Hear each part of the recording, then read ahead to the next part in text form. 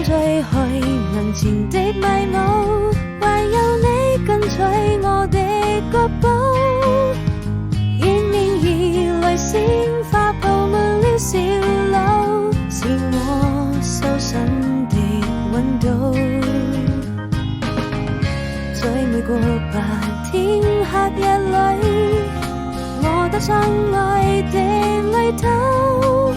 帶我們走到這神秘的森林深處，邁出第一步。